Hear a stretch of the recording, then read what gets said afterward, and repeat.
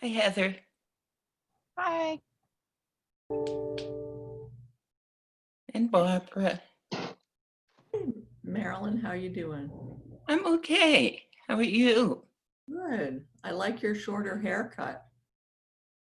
and I haven't had a haircut in a while. I suppose none of us have. Exactly. So this is actually long. Is it? Hey guys, I'll be right there. I'm getting coffee made. Excellent. Important. So talk Cool. amongst Get yourselves. coffee. Talk amongst ourselves. Okay. Hey, Charlotte. Who else is Hi. How is Pat doing? Not well. Yeah, I think Yeah. it's very near the end. Does she know that people are there with her? And Yeah, she's cognizant, and as far as I know, last time I checked, she was, walking around and things like that. But the mental capacity is diminishing daily. Yeah, it's a sad thing. But thankfully, as I said, part of her family is there, and some other people are there, so she's well cared for. I'm glad. Yeah, me too.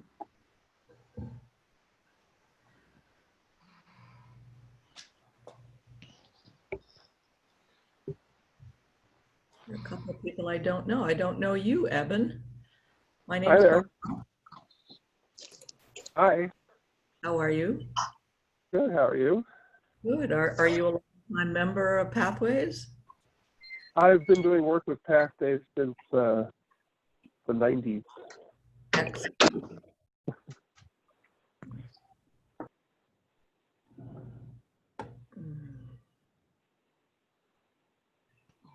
Oh, And how did you get involved, Barbara? gosh, how did I? A friend invited me to a PMI about 8 or 10 years ago, and Mm-hmm. now I'm in the graduate mystery school. So I kind of liked it, I guess. I guess so. I was talking about that with Denise yesterday. I was like, what was my lineage? How did I get here? Mine was Bailey. Oh yeah. I totally self-enrolled, but I was trying to think like when. So You just found it online? no, I shouldn't say totally self-enrolled. Her friend Nancy Simons and I worked together, and Nancy did Heart. So, and then she came back and was talking about it. And then my friend Pam actually was doing foundations with her at the same time. So both of them are long gone, and I somehow stuck around. Tara, who I think is coming this morning, enrolled me. And now we're in mystery school together, which is really cool. I tortured poor Lisa because I had lost a couple of friends to EST, and I was afraid this was the same. And I talked with Catherine Dolan Haas about it, and with Lisa on the phone. Now I know, having done Stand and Deliver twice and led it about 6 or 8 times, I know what kind of pressure she was under. So I'm talking with them, and I could tell she was a good, sane, solid individual. And I said, I only have one last question. And she said, what's that? And I said, if someone has to go to the bathroom, do you let them out of the room? We would prefer that you go to the bathroom. Just have your butt in the seat when the music stops, and then you can always get up and leave after that. Yeah. So I said, okay, I'll do it. I made up an est joke once. Yeah. It would be funny to people. It would be funny to people who remember the terminology around est. But the joke was, if you're really good at est, you can create a space and then park in it. I'm not familiar with their terminology. Oh, okay. Do they have like a parking lot for, No, I was living in San Francisco at the time. Parking was very tough, but Yeah. in essence, they were always talking about creating a space for this or creating a space for that. If you have enough will, you can create a space for anything in your life. I say. So this was a real parking issue that you were talking. Yes. I used to live with a bunch of people back in the early to mid 70s who were really into Silva mind control. And you would visualize and get a parking space, on the street. That was one of our practices. Are you talking about Silva mind control? I am. Oh my God, I haven't heard that word in a long time. I used to live with some people who were doing it in the 70s. And I thought it was fascinating. I loved it. I couldn't afford to pay them. I was making $150 a week, I think. And yeah, but I love the practices, and that's, it fit right into my weird self. So That's so funny. I so remember that. yeah. All right. Thank you for waiting for me. We'll all be happier that I have coffee. I had some early morning conference calls, so. And I still have my PJ bottoms on. Is that the best or what? Mhm. It's like true confessions, Yeah. It's like so amazing. Okay. On a clean shirt today. I know. I'm living in t-shirts. It's great. How was Mother's Day for everybody? Oh, it was nice. Good. Nice. William knows what I like. He came over with 2 bags of Lindt chocolates that he had just purchased. I said, "You're on."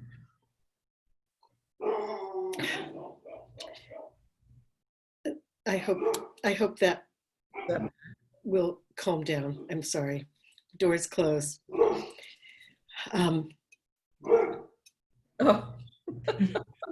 I don't have a problem with them. Yeah. no. So, I mean, they could be in the Working room. from home. Yeah, I He's mean, saying he had a good they're Mother's not Day. going to break confidentiality. Let them in. I don't know. God.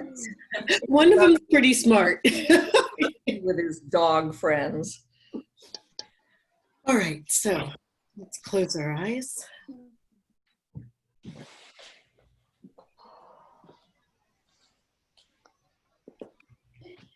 Breathing.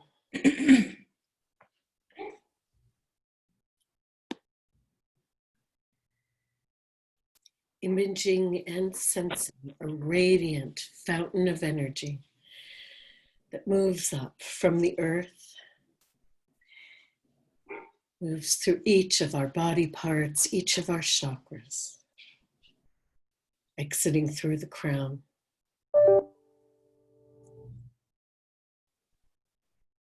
Connecting us to a deep sense of the earth, the great mother, the foundation.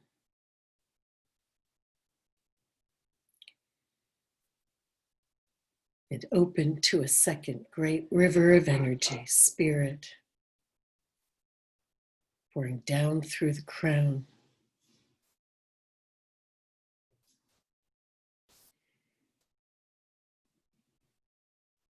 Igniting each body part in each chakra, filled with the radiance of dancing light and energy.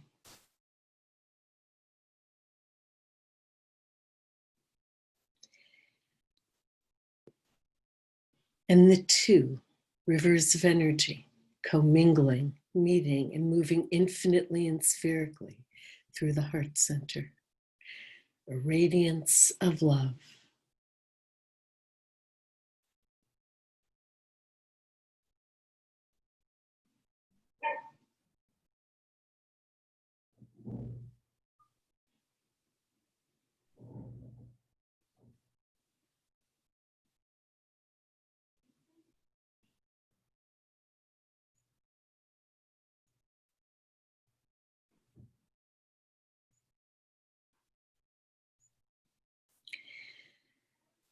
Right, and bringing ourselves present, opening our eyes.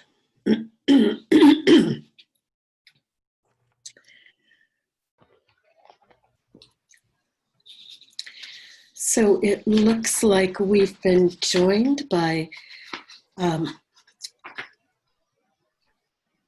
think the only new person to our group right now is Justine. Justine, are you there? Yes, I am. Hi, it would be great to see you.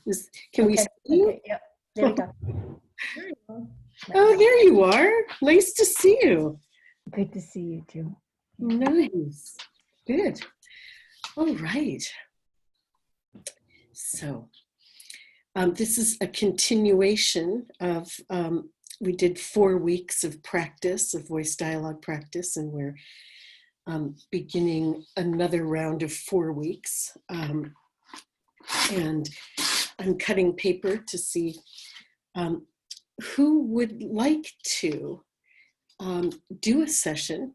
You might or might not have something specific you want to explore, but let me know, because I think today, last week, we talked a lot about voice dialogue, and this week, I think I'll do a bunch of voice dialogue sessions so you can see them done and maybe experience them yourself from me. And then we'll have practice rounds for any of you who want to practice in between. Okay, you're at work. Oh, you'll work. I thought you said, I thought, Christiane, you said you're at work. So who else I'd love to have, I'm gonna pull from a dream basket kind of thing. So who else wants to do a session? I'm always open. Okay. Dory. Who else? Barbara? Barbara. Who else? Marco? Margot. Beth. Wait a sec. Okay, wait. Yep, no worries. Beth Mhm. and Margot. Anyone else? I just joined. Can you tell me what the question was? Oh, sure. The question is, who wants to have a voice dialogue session, since I'm going to do a bunch of sessions today? Oh, okay. I would love to.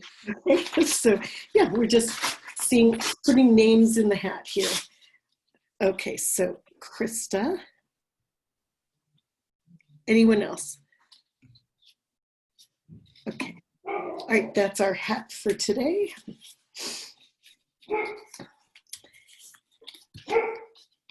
Max wants one.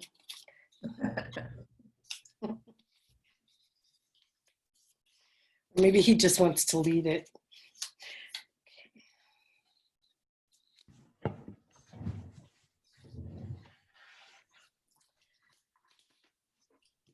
All right, so just sort of sending an attunement to the group,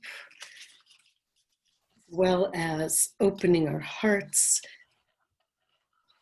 so that whoever gets chosen is also the right person to bring through what's needed for each of us. Dory.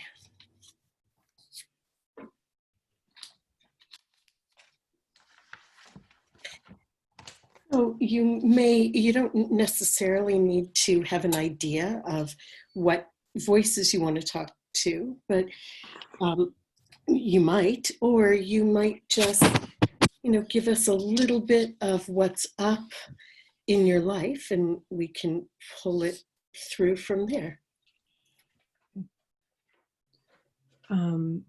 So sorry, I thought I had a little, this is going to bring back memories. Sorry, I literally had an inchworm that I thought was a piece of flower from a tree, and I just pulled it out of my hair and it smushed in my hand. Sorry, that was like an old childhood memory. Wow. So that's an interesting waking dream. Do you want to work at that, or do you want to work something else? It's been like snowing flowers off the trees here, and it's killing the eyes and allergies. But when I grew up, I was in the backyard lawn mowing, and where I lived in Long Island, New York, we had inchworms everywhere. And I came into the house and they were all over my body, and literally like 100 of them, and in my hair and on my body, and trying to get them off. You were constantly squishing them while you were trying to get them off. It was not a good experience. But Dory, so focus just for a sec. Sorry. Because I want to work with a number of people. So do you want to work with the inchworm? And no. Okay. So the thing that's coming up for me is I suddenly find myself really busy again with like a lot of different projects that that they're not disparate, but they're not necessarily like they're different tracks of work. And it's and that achiever, striver, driver energy in me is picking up, and I don't feel, I don't like, I'm fearful of that part of me that gets into busyness without mindfulness, that workaholic kind of mentality, and for the sake of what? And so I'm in this kind of, I love all the different bits, and I love the work I'm doing, but I'm also in my office 10, 12 hours a day and on the screen. And while I love it, I'm, not always then with my family, or I'm just not, it's easy to say, oh, it's because of COVID, but I don't think it is. Like, I'm in this pattern of not getting out as much, not just gourding or playing. And right now I don't necessarily see it as a problem, but I'm feeling anxiety. Like, anxiety is not the right word, but I'm feeling like that striving aspect of me is picking up. That yes, but I'm curious about what the problem is. That I'm not sleeping. I'm like awake all night. I get a second wind and can't sleep, and I'm not. I'm actually not getting things done the way I want to either. Like, it's just a lot of projects and busy works without endings. And like what? Give us a list. Like I'm in a webinars program to build out marketing material and a webinar for my business. And I'm behind on the assignments. I'm in a mastermind for business development, and I'm behind on the assignments. I'm in, I joined up with a friend for his new venture, and I need to listen to all the videos and then make my own to be one of his facilitator coaches, and I'm behind on the assignments. I joined a women's networking group, and then I don't attend any of the things. So I feel like, and then I'm wanting to get more clients, but I hardly have any time left on the schedule for them, if I got them. Okay, so question.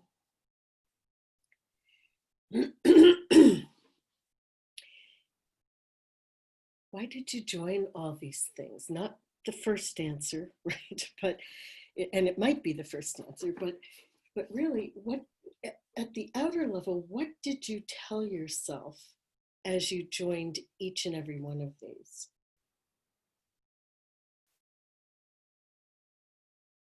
What was driving it?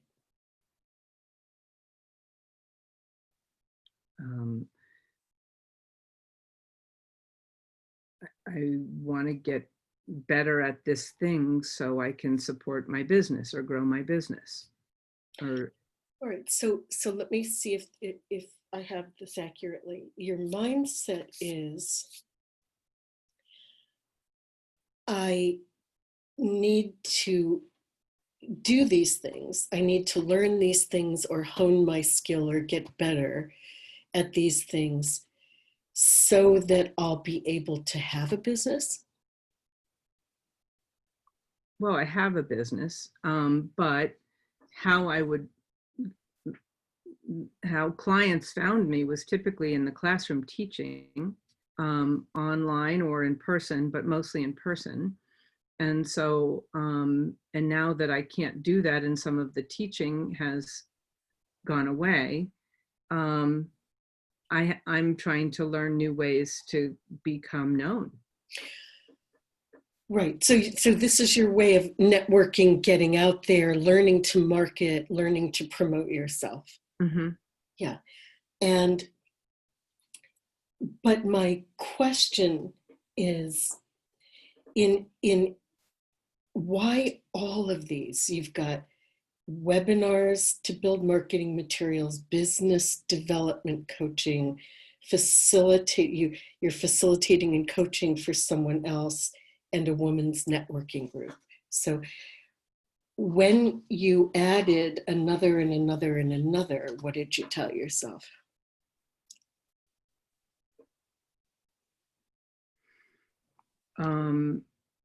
And I can add ICT, where I'm a co-faculty member on the coaching school. ICT? ICT, the Integrative Institute for Coach Training. Okay. That I want to be part of something. Is that what you tell yourself? Part of it, yeah. Yeah, I mean, that I can learn from them. They're also part of the networking. ICT is a local coaching school. If you go to each and every one of these, you're going to have a good reason. But what I'm aware of is, here's what I'm aware of.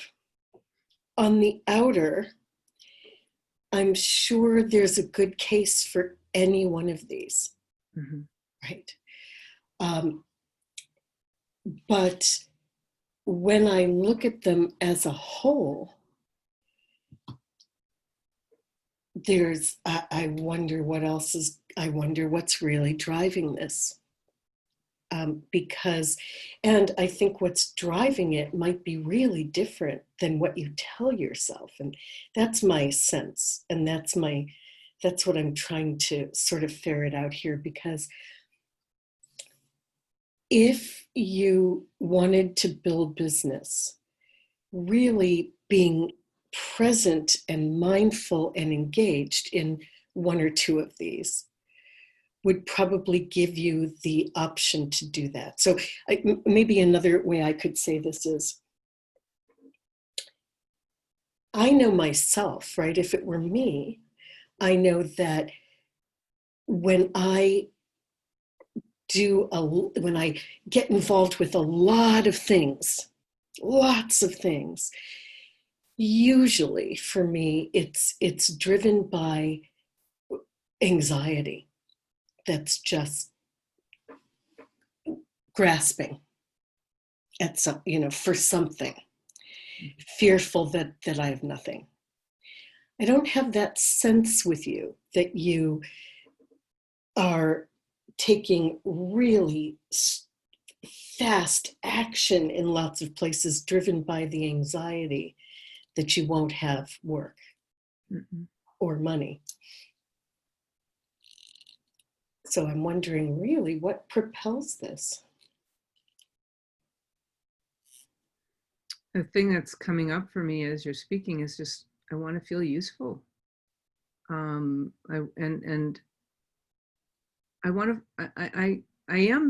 trying to build a business, and a part of me doesn't feel like I know how to do that beyond what I've done so far. And when I did have ventures with other people, one in particular, the World Class Parenting, we could fill a room to overflowing for the talks and stuff, but couldn't convert anybody into customers, or very few. And so there's a story I tell myself that I don't know how to do that. And so I'm trying to learn how to, quote unquote, sell what I offer. I mean, I was in sales for 8 of my 20 plus years in corporate, and I was a good salesperson, but I don't know that I know how to sell what I offer in an online world?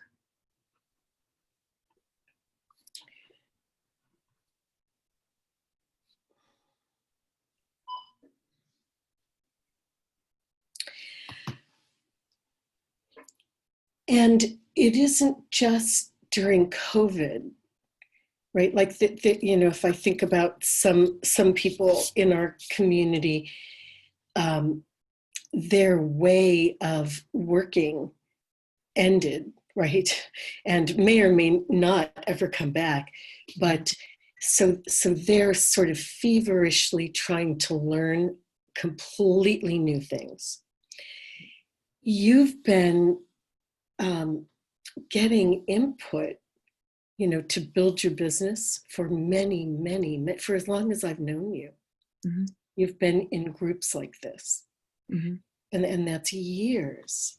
So what I wonder is if we should talk to the perpetual student or the perpetual joiner. Like, I have to wonder, and I'm only saying this out loud so you can wonder too, right? Mm-hmm. I have to wonder what this what this is that has you constantly be getting more and more and more input for how to build your how to build your business or how to do your business. Mm-hmm. I mean, it would be one thing if it was a targeted 6 months or a year, but it's been years. Mm-hmm. So I'm wondering, does joining these groups give you, actually, is building the business a secondary desire, and there's a primary function being filled, right, by or a primary relationship of some sort, or desire being filled, or is there a primary image that's being fulfilled? So close your eyes for a moment and really, and just breathe into your belly. And for everybody else on the phone, I'm not doing this just as a straight out voice dialogue thing, because I mean, I've known Dory for a long time and have worked with her for a long time. And if we can go a little deeper, I'm doing this more like a coaching session, because if we can go a little deeper, we might really target something rather than just play with some of these voices. So Dory, I'm gonna just say I'm just gonna ask you to consider open, like in meditation or reflection really, and see what hits, not at your mind, but if anything brings a kind of, moves an energy, right, or an emotion. Mm-hmm. I'm just going to make some statements. Not all are going to be true, i.e. not all are going to hit someplace.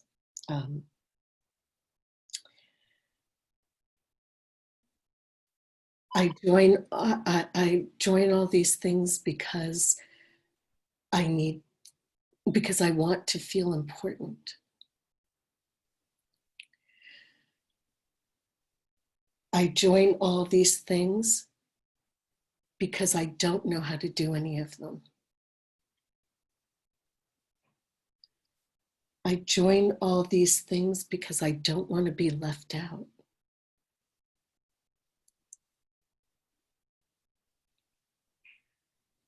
I join these things because if I keep feeling like I'm learning or getting somewhere, I won't feel that I failed.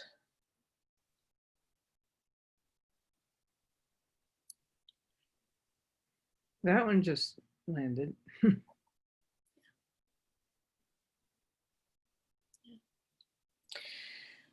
Why don't you start there with that statement, and then see if there are other statements behind it, always starting with, I join these things because, and just see what comes. So starting with, I join these things to keep feeling like I'm learning so I don't have to feel like I failed.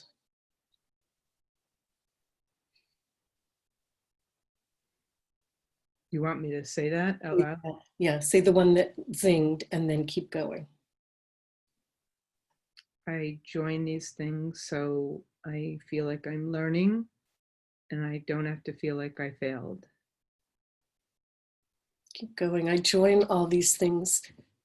I join all these things because I I I I need to learn stuff I don't know so that I can succeed. I join all these things because it's a way to hold myself accountable or stay connected. Yeah, and stop thinking and just let, it could be gibberish that comes out.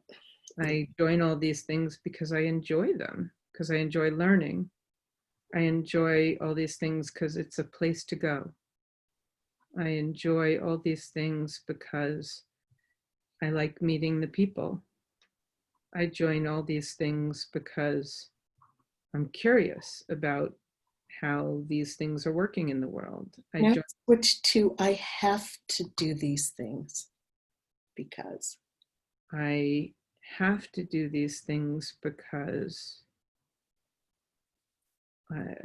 I feel it makes me feel relevant. I have to do these things because it's a way to give back. I have to do these things because otherwise I'd be lazy, forgotten. I have to do these things because I want to feel needed or useful. I have to do these things because I don't know how to relax, or I have to do these things because I said I would. I have to do these things because I think I have something to offer. I just don't know how to put it out there. I have to do these things because I want to be useful. Why don't you try, I have to do these things because I can't give up.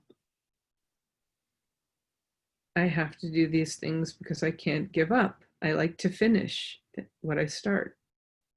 I have to do these things because I said yes. I have to do these things because Michael and the kids are watching. I have to do these things because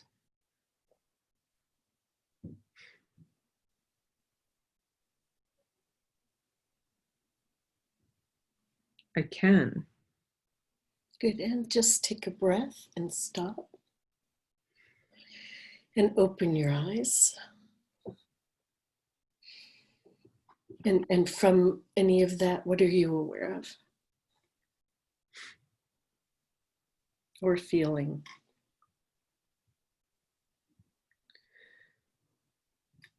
There's a desire or a want to be out there and be useful and bring my gifts forward. And I see the value with my clients or my kids. And I feel this like relentlessness that takes the joy out of it too. Like it just hard with capital letters.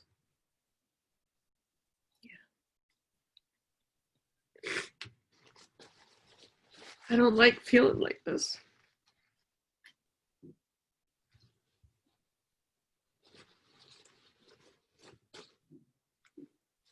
Like I can't just, it's not that I don't enjoy my life. I have a great life, actually. But this kind of it's not enough or something.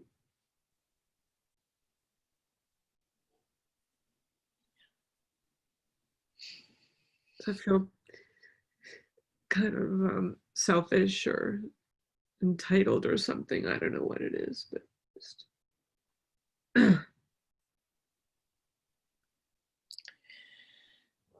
So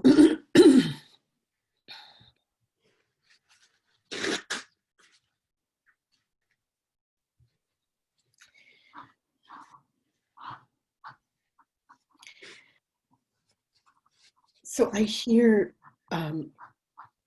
several different things in this.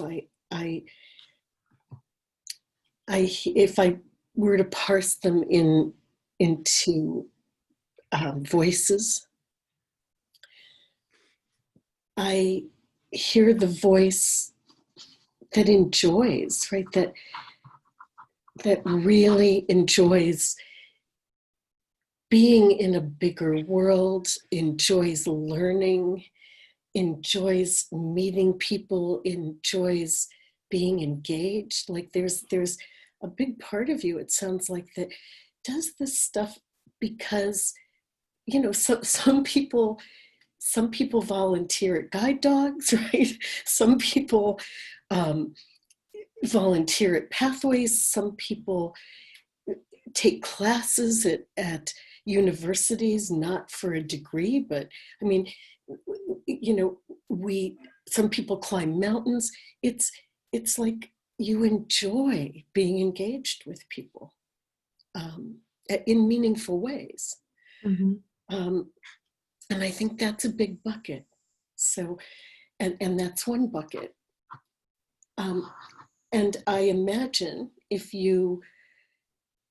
that part was choosing, like if you were choosing from, I enjoy being more and being out of the house and being, you know, meeting people and doing that stuff, then you might not choose every one of these.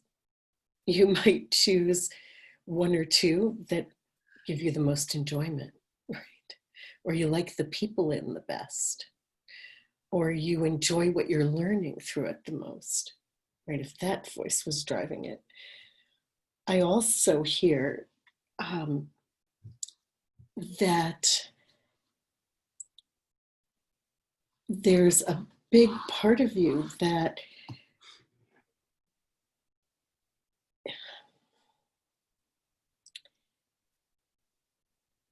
it's like it's all wrapped up in identity, like a part of you that so deeply wants to be important. And somehow that, I think that's wrapped up in that you're lazy, that you'll be left out, right? That you, and that you don't know how to build a business. And I have to wonder how those two are related, because you've taken so many classes and spent ungodly amounts of money getting coached and trained and in groups teaching you how to do this, that I'm going to say it, I'm going to say this badly, or maybe taken badly by you, but if you don't know by now, maybe this isn't the right venue or the right way. Or maybe you really do know, but you don't want to, right? So if I had a circle, I'd be looking at how much of what drives you, what percentage of this circle that drives you is the enjoyment of groups that have meaning. I wonder what percentage of the circle that drives you is the voice that's decided that this is how you have to do it, and or how you have to create meaning, and has invested so much time and energy into it, that to say this really isn't the path that's working for me. How much is, that I don't want to say I've failed, so I'll just keep going. Right. Mm-hmm. Because it feels like you're pushing up against, you have more input about how to start a coaching business and run a coaching business than any coach I know. And I know a lot of coaches who have taken a lot of classes. But you've sort of made taking coaching classes your profession, if you will. You've worked full time at that. So I wonder what percentage of you would really rather be doing something else meaningful, like in a different way.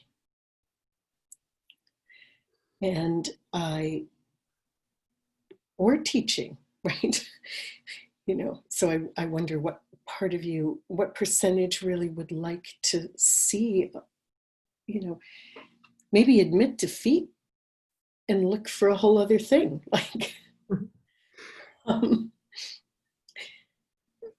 a lot of the classes have been masterminds. The coaching itself, I love, and it goes very well. And I love teaching. I do love the teaching. Yeah. I haven't done teaching as much, and I do love it. But getting the teaching gigs is the hard part, right? Or getting the clients is the hard part. Yeah. Mm-hmm. Yeah. What percentage of the time do you spend learning about marketing and getting clients or gigs versus actually marketing and actually engaging in such a way that you get clients, like the learning as opposed to the actual doing of it? The learning is clearly the majority, probably 75+%. Yeah. That's part of why the Z1 or the ICT, those are marketing outlets. Those are ways through teaching to meet new clients or prospects. But yeah, the majority of the time is in the learning. I think I'm right at the cusp of getting out there more, and that's, I think, part of the challenge is doing that, is getting out there. It is. And how many years have you been saying that? Actually, that's been the last couple of years, because things have changed, because now I'm saying I want to get out there, whereas before I was mom first, and now that's not the priority anymore. And so, and then it was, do I want a business even? And my answer is yes. And so now I'm in that shift of it's kind of come to me naturally, or in close to home stuff. And I've never really gone out to get the business per se in the way that I'm learning to now. I had But this is a different way for sure. But you have not, yes, you were mom first, but it wasn't your only identity. And it's not only where you put your attention, right? There's always been something else, and there still is. You still have a husband and a family, right? But let's, so I think we should talk to the perpetual student and the one who doesn't, the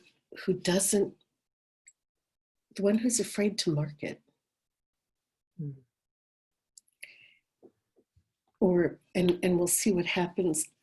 I could equally see talking to the part of you that wants to be a coach. And find out all about that identity and the one that doesn't want to be. Mm. I mean, not that doesn't want to be a coach, but that doesn't want to create a coaching business. Mhm. That's maybe more, but I think that would be easier for you to do be facilitated by anyone else in. Okay. Okay. And I don't know if you're coming tonight, but I think tonight in tonight's class, I'm going to do a very clear cognitive piece of mapping, which I think will also help you. Because if I were coaching you, what I would want to say to you from all of this is I would want to help you distill, and I think you can do this for yourself quite a lot. I would want you to distill what you love to do and what you're great at and what you enjoy from the delivery mechanism you've pinned it on.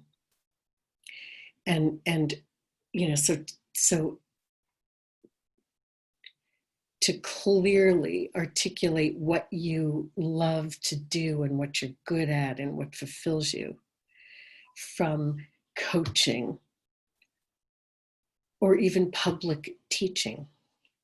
By public, I mean, you know, the entrepreneurial, I'm, you know,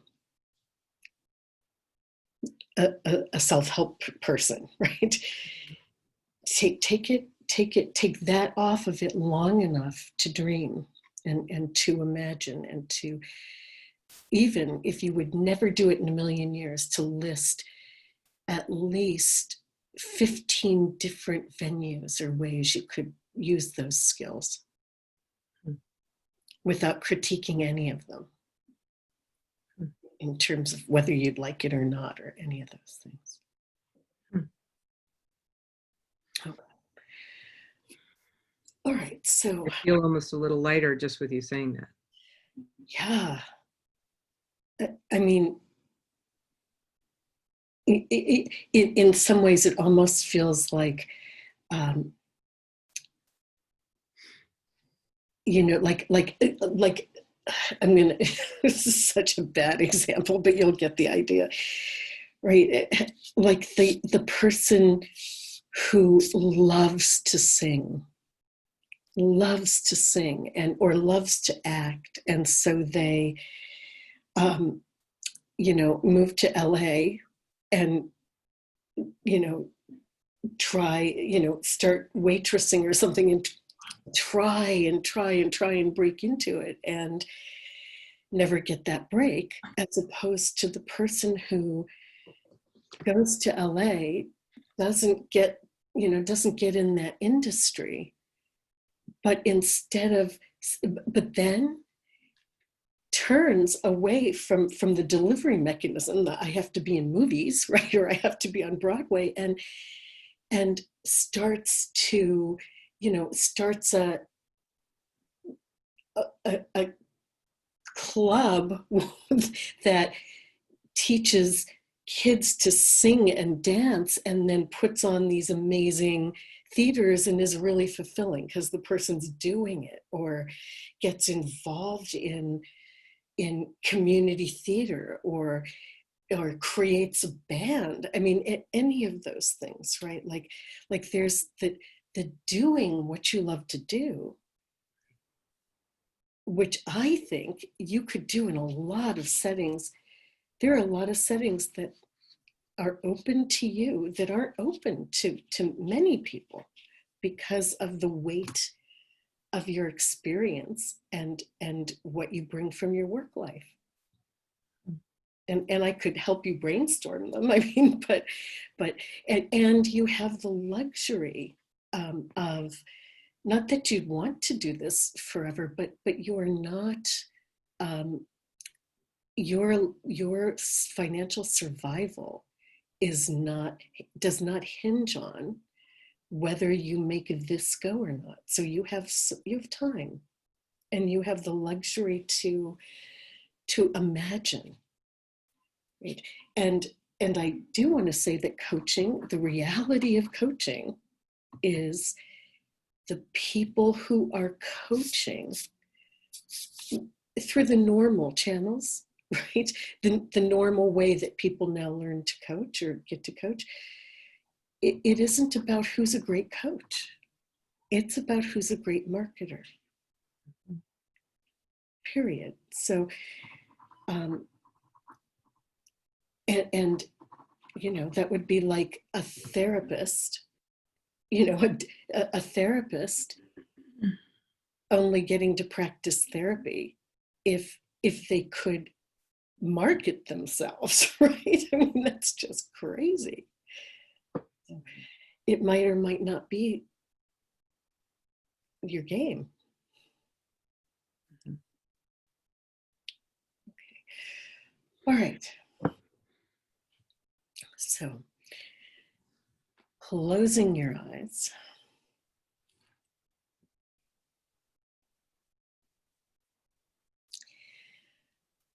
Now I just want to let's just acknowledge your controller, sense your controller in the room, who always has the permission to engage, you know, to come in, to modulate if needed.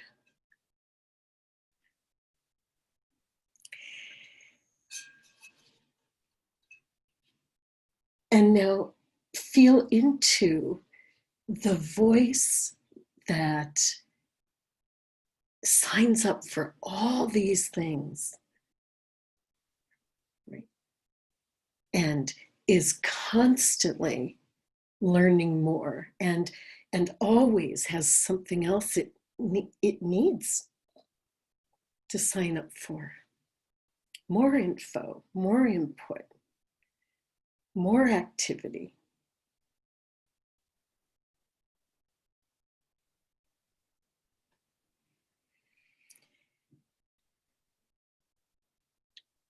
And just sense it. Does that feel like the voice you can step into, or is there another voice right now that's really waving its hand?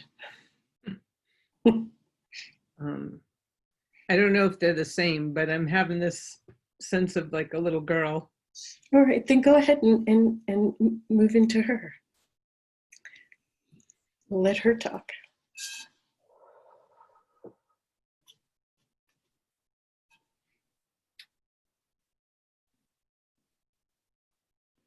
Okay. Hi. Hi. You look sad. Yeah, I am. I'm sorry.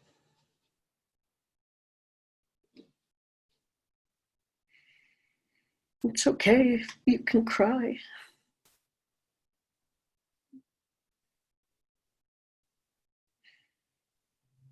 No, curl up or be here however you want.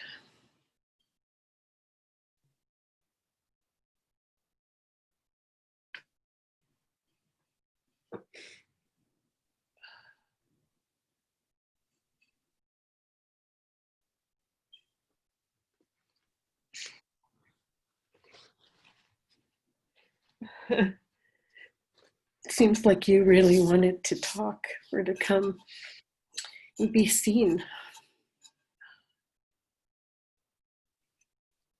Yeah, maybe. I'm not sure why I'm here. It doesn't matter. You don't have to know why. How old are you?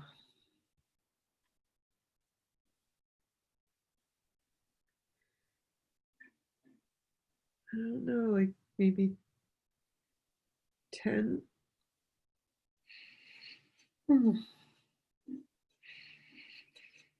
What's your life like? What do you like to do?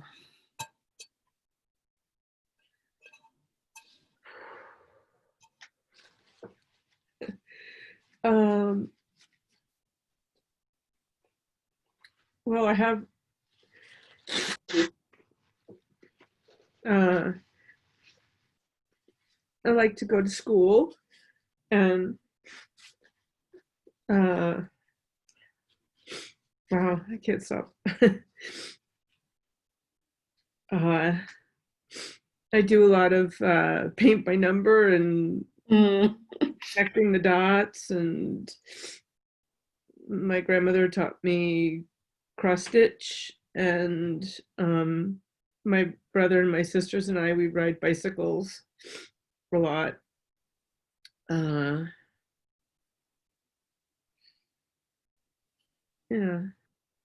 But you're sad. Yeah, I don't know. I don't really have any friends.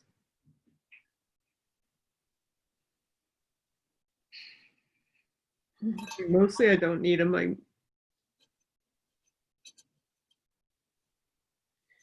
There's enough people around.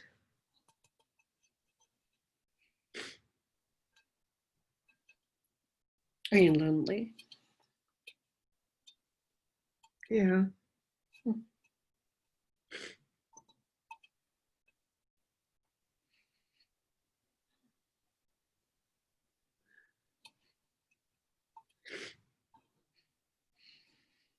Well, Dory certainly keeps busy. Is that good for you?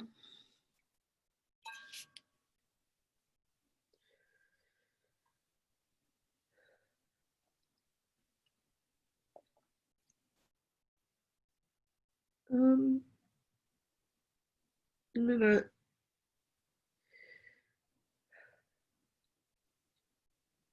I like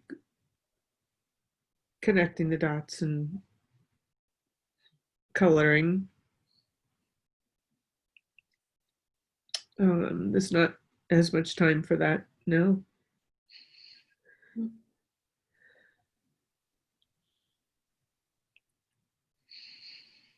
I really like the Sunday morning art. You bet.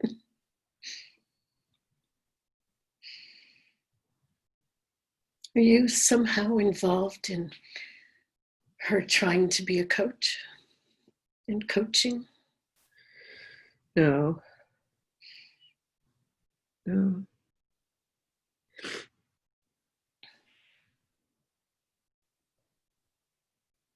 Well, I say that, but it's kind of connecting the dots. And we're both really good at that. But when she's thinking about creating marketing materials, does that kind of scare you? Or, I mean, are you even there? I hate it. I'm not. No, I just kind of go to another room. Uh-huh. What do you hate about it?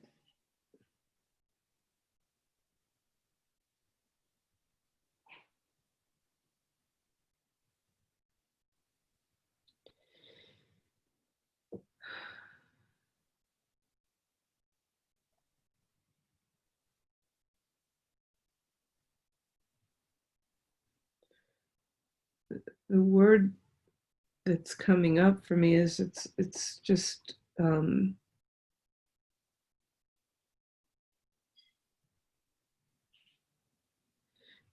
it's like she's trying to tell people who she is, but all she has to do is just be who she is. I don't know, it's just a funny game. Mm-hmm.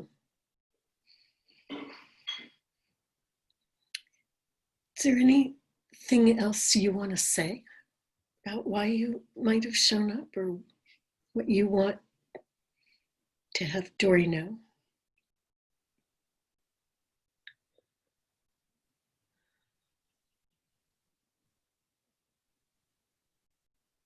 When I would sit at the living room table, the coffee table, and I'd just color or connect dots or play quietly,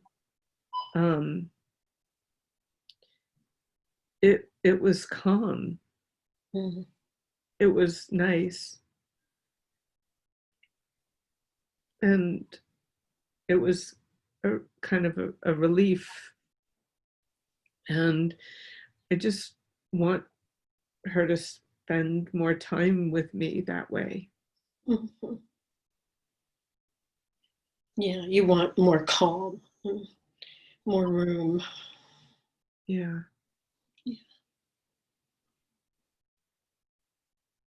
Is Dory's family and Dory's house a good place to do that for you? Oh, yeah. Yeah. Good.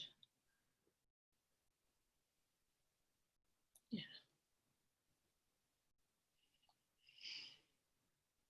Yeah. I mean, there is pressure to make money, and they're on a fixed income now, so they do worry about that. Yeah, but that's not really your worry, is it? No. Mm-mm. No. And Michael's like, he's always telling her how people, she she should get out there and earn what she's worth and all that. And so she does feel that pressure.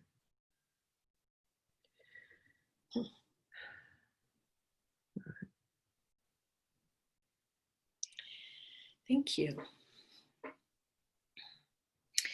And Dory, separating from this voice, going back to where you go.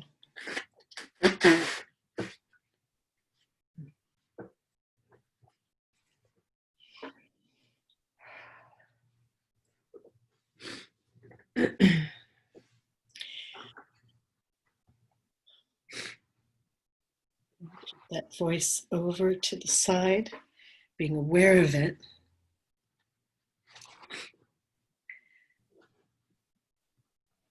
Now, feel into, let's find the voice that spoke many times earlier, that the one that says she has to get better. The one that says, I have to learn, I have to get better at these things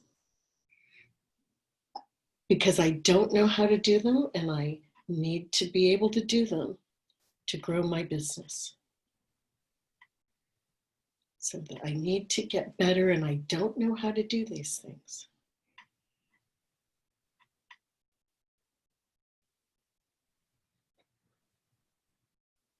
Okay.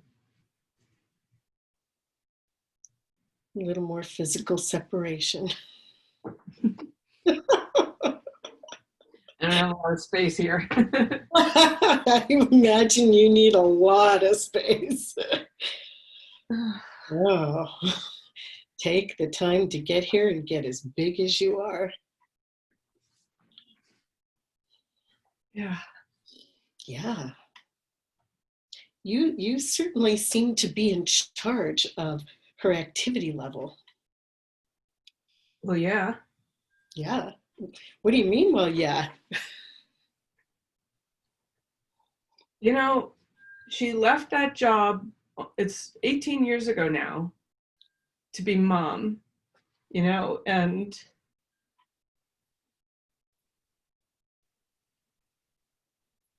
pretty much everybody in her life said that was a really stupid thing. And that she walked away from all her potential and her education and her resume and didn't make the most of any of that. And even Social Security diminishes the amount she earns every year because she's not in the black in her business, because she breaks even. And so, what a waste. So she's got all this potential. It's not too late. So in part, she's a failure and for having made the choice that she made. Yeah. Yeah. And I bet you're damned if you're going to let her fail again. Yeah. Mm-hmm. So So is it your sense that she just has to learn enough and then she'll succeed?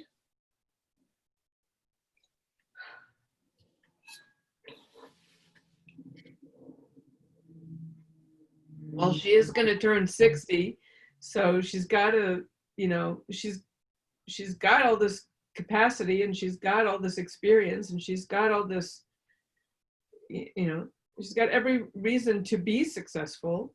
So yeah, we just got to get over this hump. Hasn't she already been successful?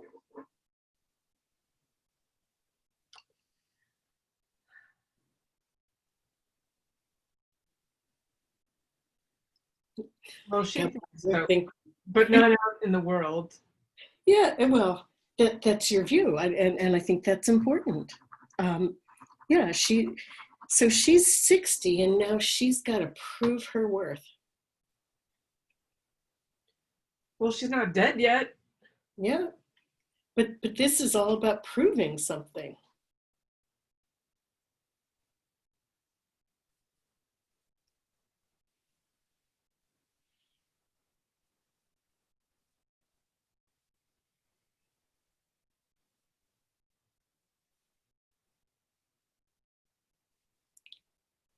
Anything else you want to say? I just wish all this other stuff would get out of her way. Yeah.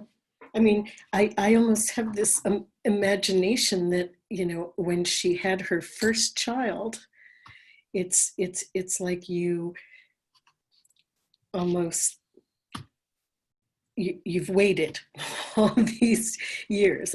Almost like you told her and you told yourself, when they grow up, that's when I'm coming back and we're going to prove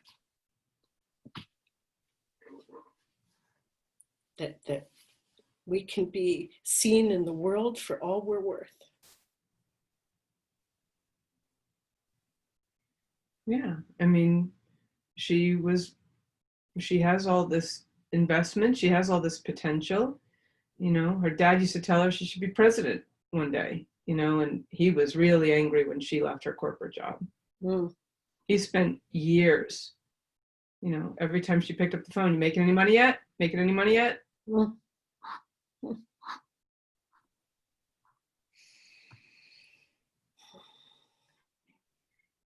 It shouldn't be that hard. Yeah, there's a formula to it. If you just get out there and do it, you'll do it. Yeah, lots of people are. Lots? Or do lots of people say they are? Well, her sister's a vice president of a bank. Her brother owns his own company. Oh, I know, but she's trying to do it as a coach. Yeah. Yeah, that was always a side hustle. I think she should step up more. She could even go back to corporate. She doesn't think so. But it's important. What I hear from you is that it's important that she step up and reclaim that throne before she can't. Yeah. Yeah. Yeah. Anything else? No, that pretty much says it. I guess I have a question though.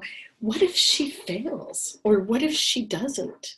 What if she doesn't, or what if she doesn't want to? Then what? Will she just be an incredible disappointment? Yeah. Mm-hmm. Yeah. Selfish and silly and yeah. She has something to give, she should give it. And she should make some money doing it. And the money is important. Why? It's a metric. Of worth? It shows she's working, she's out there. And a metric of value? Yeah, she's making it happen. When she left corporate, she was making $250,000 a year.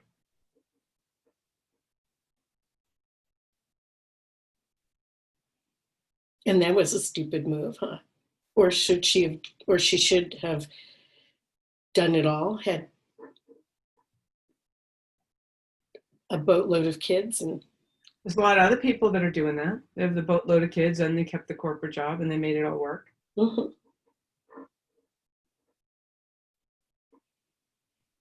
Hmm. You're pretty frustrated with her. Mm-hmm. You're kind of on her father's side here about that choice. Yeah. Yeah.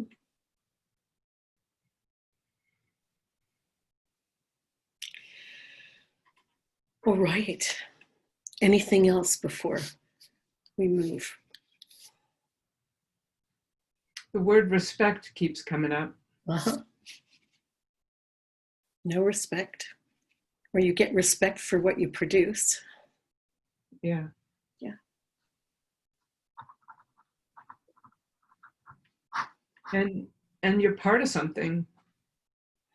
You know, when she left, I mean, the women in the neighborhood couldn't relate to her because they saw her as a professional. The men in the neighborhood couldn't relate to her because she turned her back on their thing and proved them right, that women aren't worth investing in.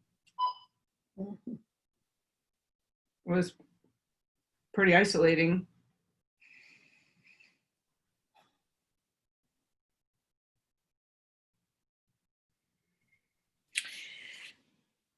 Thank you.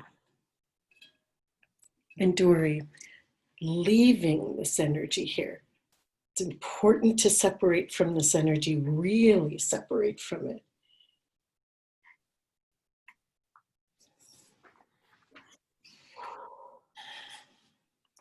Like shedding a skin, stepping out of that energy.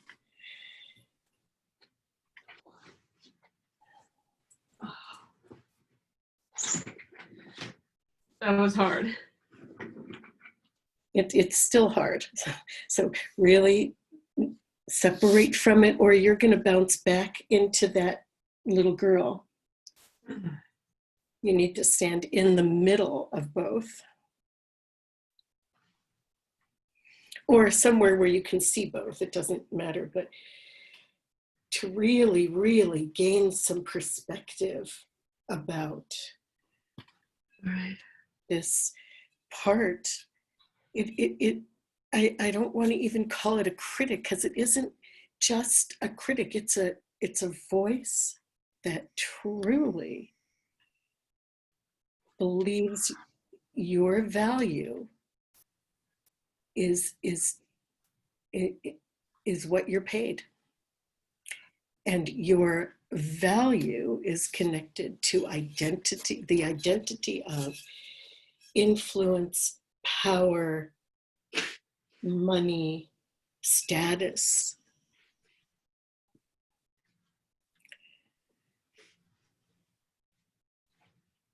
And has sort of laid in wait for all these years.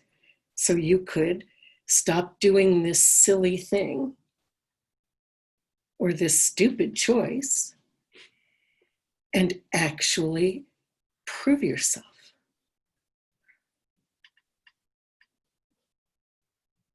And Dory, what I want to say to you is, it's really problematic because it's decided that you have to prove yourself, in a market that at the best times, most people can't make a living. And in difficult financial times, unlikely. You did already prove yourself in the corporate world. You proved yourself. There are very few people on this call that could say they have been valued in a corporate world at $250 a year. And that was back then. That's like $350 now. Maybe even $4, because that was a while ago. You already climbed that mountain. And all the words and this is being recorded, so you'll be able to hear this. All the words that this voice says you need to prove yourself for, you actually have. If you weren't so focused on trying to prove yourself, you'd be respected. I mean, how many people can say their children respect them? Or their children's friends respect them?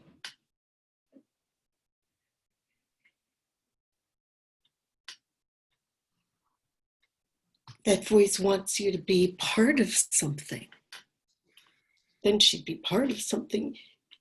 Not only are you part of something, you created what you're part of. That voice just holds no value For what I created. for what you created. And unfortunately, your identity seems to be wrapped up in the same system your father had. That's where your identity is. I mean, in this case, I mean, if what I want to say to you isn't stop coaching or stop doing it. Do you want to keep learning about marketing because you enjoy it, then learn it, right?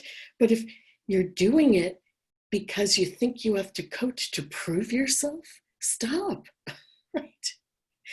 And coach the people you coach and let it be organic and let it grow.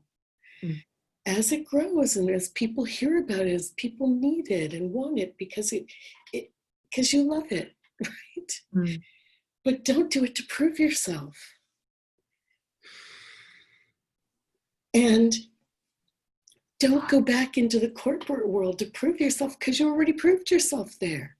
You've proved yourself twice. And so really, the work is the inner work. I think the real work is going to be for you to let go of needing to prove yourself. And to release all of the places you've been trying. You actually have nothing to prove. Nothing. Whether you ever make a dime or not. Mm-hmm.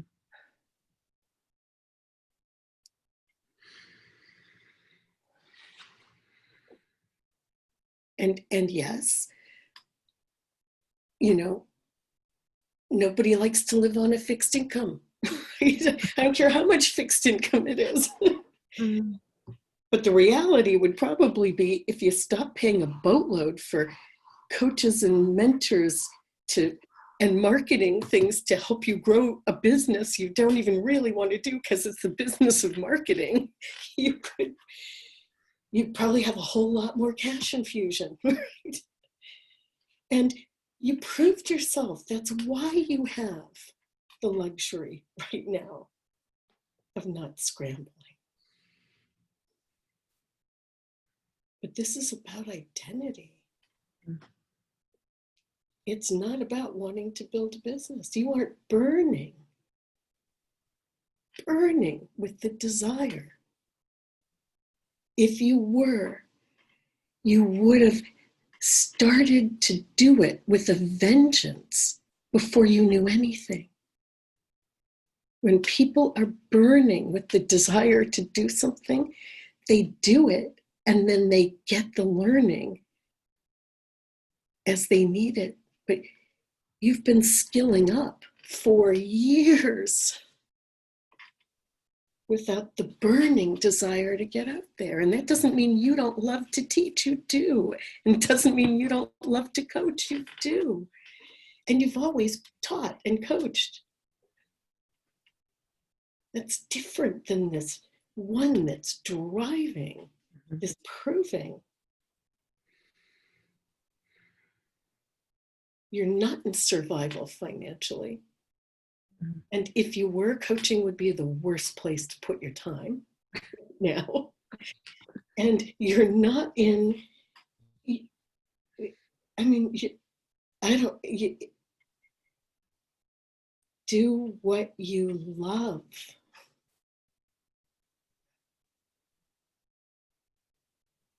You've created this amazing fucking life, right?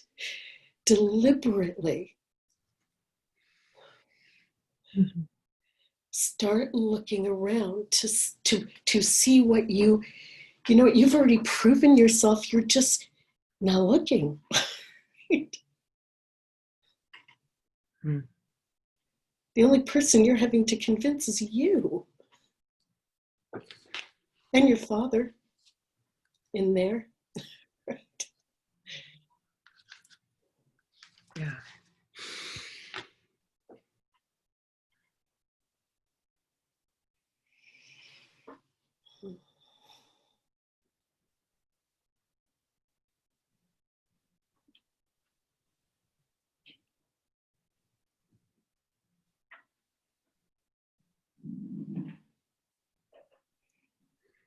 But you're probably in good company, right? Because, well, she could have been president, right?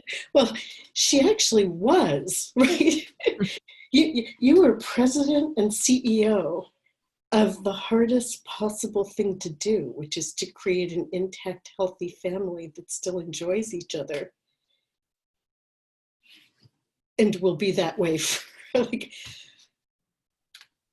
after having been a successful businesswoman, right? You could have a third completely unrelated career if you wanted it. And you weren't trying to prove that you are worthwhile or have value through the monetary gain.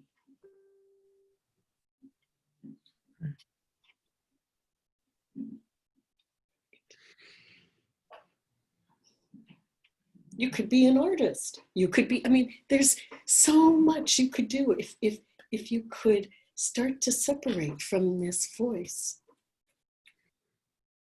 that's just laid in wait for you to finally claim your financial right, which isn't even about financial, it's about showing that you're worthwhile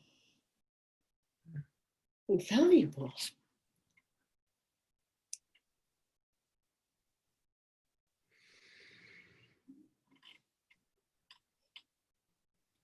I felt the voice. Yeah.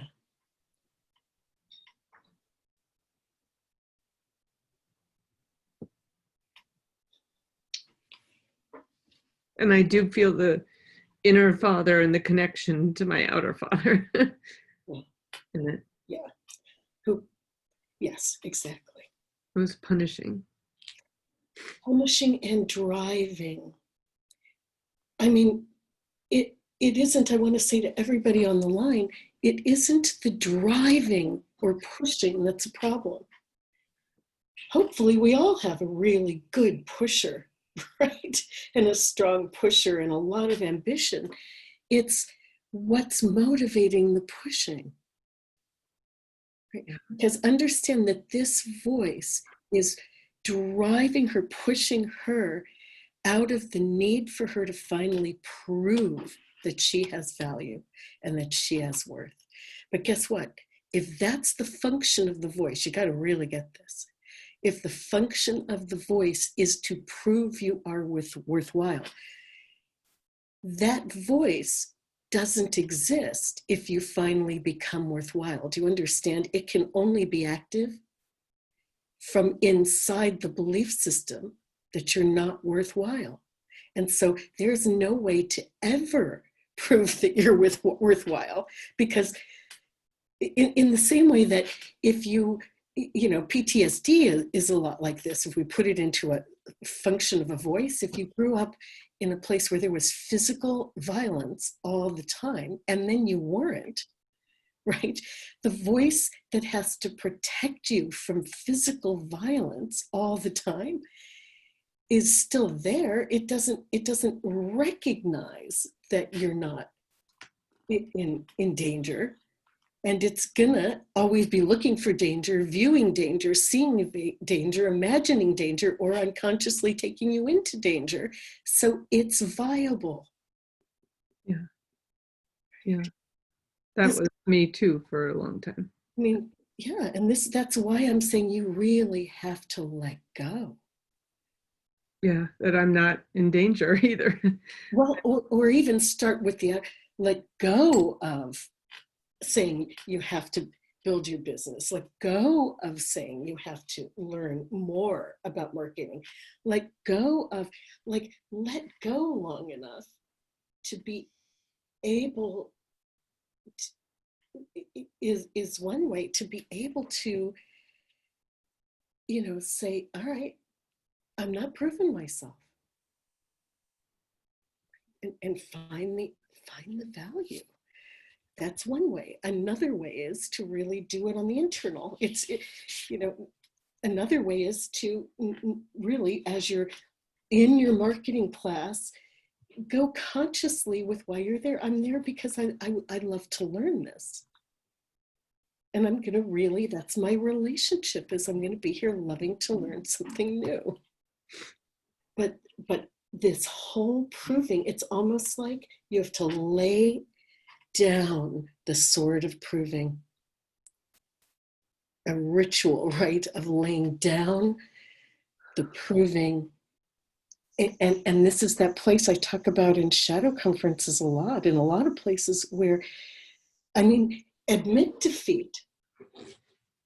Or, it would change your life, Dory, if you, in this sense, if you could actually say to yourself, you know what, add up the money. I've spent this much money learning to market, being coached to market, get my message, get my this, get my that, learn this, develop this, just to be able to prove, just to be able to build a big business to prove my monetary worth as a coach and a teacher.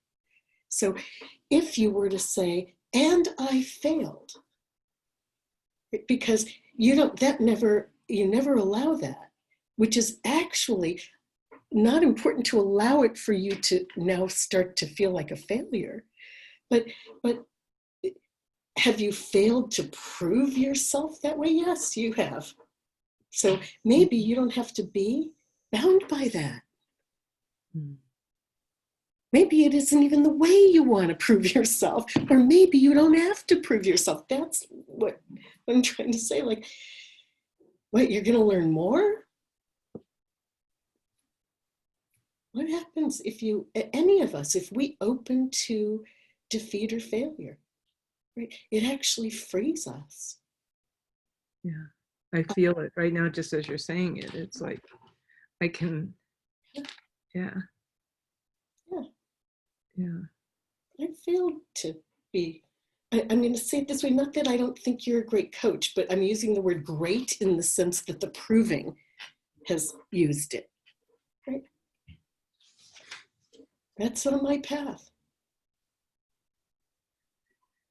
I didn't do it. And can I live with myself? I failed to climb any further up the corporate ladder. And can you just, even, and I know you chose to leave, but could you, what's so bad about failure? Right? For you, it's all in this identity voice. That's what has to get shed. All right, so was this valuable, group, to look at, to see? Does anybody want it? Not advice for Dory, not input, and not feedback, but want to say anything to Dory about how this was relevant for you? And I mean, very quickly, it's a 10-second sentence, or thanking, or maybe just thank her. Michelle, I'll go. I just want to thank you, Dory, that I feel like I got a full coaching session with you during all this. I got fired this week from a job, or whatever, last week, and it couldn't have been harder. And so, that not enough, all this stuff is bubbled up. So thank you for sharing. I appreciate your vulnerability and grateful. Hi, Dory. I also want to thank you. I very much do the same thing. There's not enough degrees, courses, certificates. It's spreading myself thin till I get paralyzed. So very much my lesson in as well. Thank you very much for sharing. And Carole, thank you. Lori, I've been working with an invisible wall that I feel like I'm bumping against, and in a state of absolute not feeling and not thinking. And one sentence. I felt it leave. Yes. Thank you. Good.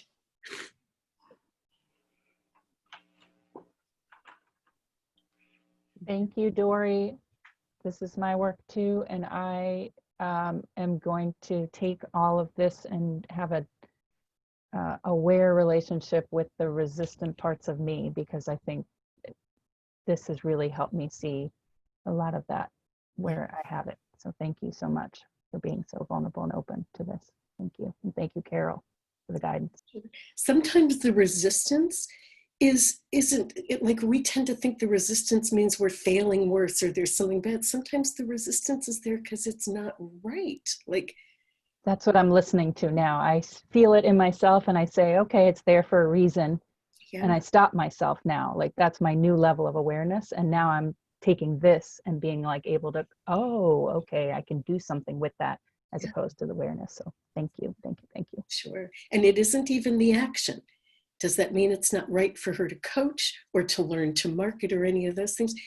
If she loves it, if she has a burning desire to do it, or if she has an urgent financial need and it's the way, the best way she can fill that need, yes. But as a mechanism for solving the problem that she believes she has no worth, no. No. Okay. All right, so I am going to ask those of you who do not want a coaching buddy or group to drop off. I know Andy does want one. And you can put it out on Facebook to see if there's anybody who wants coaching groups, you know, practice groups who might want to join, but we'll set up the coaching groups now. And have something to write on, because rather than send you into the groups, I'm going to tell you who you are. And Carole, I think Evan wants to be in a group and he dropped off. Okay. Oh, Eben and Andy. Thank you. I don't want to be in a group. I'm going to leave. Thank you very much. Great. Go ahead. All right. Because it changes the number in here. All right, good. So I'm going to create breakout rooms now. So we're going to do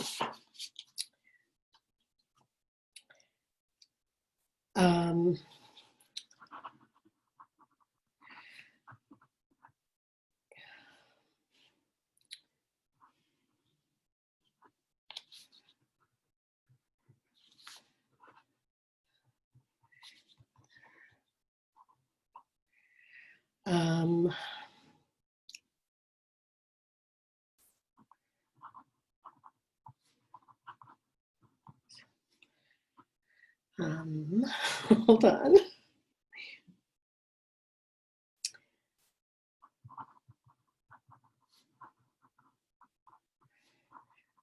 Okay, Eben, okay, so Barbara, Christine.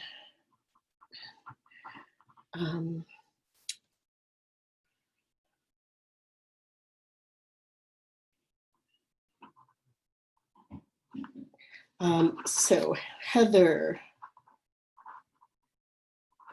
all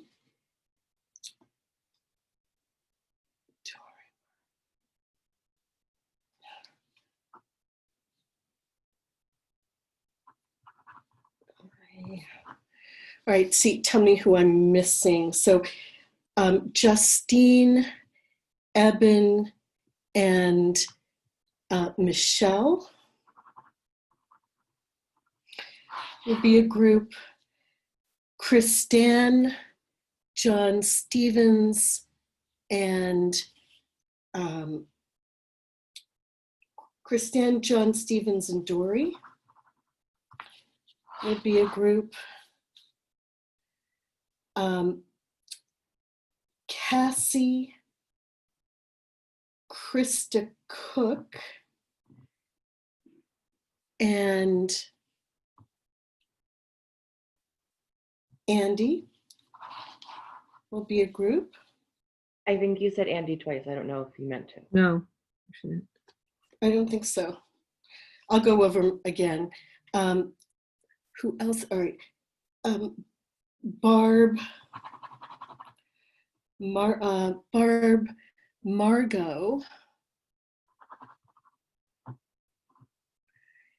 and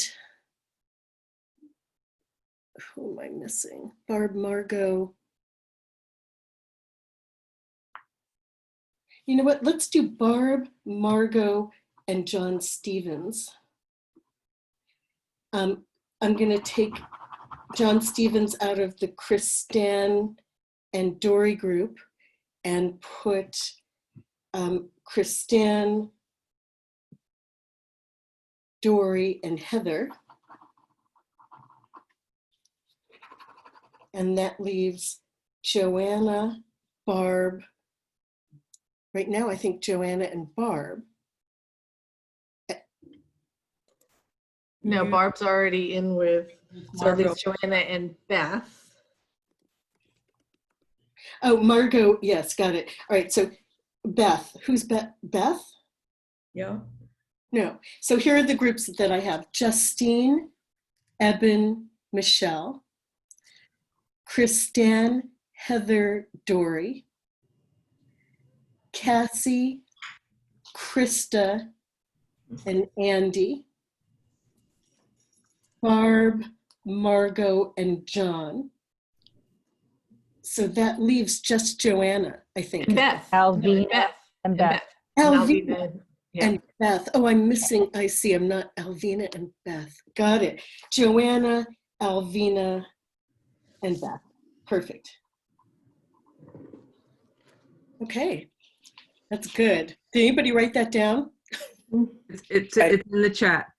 Oh, good, perfect. So maybe somebody could post that. So you could, would somebody be willing to post that so that anybody who wants a partner could either ask to pair off so a group becomes just partners or join as a fourth? Yeah, I'll post it.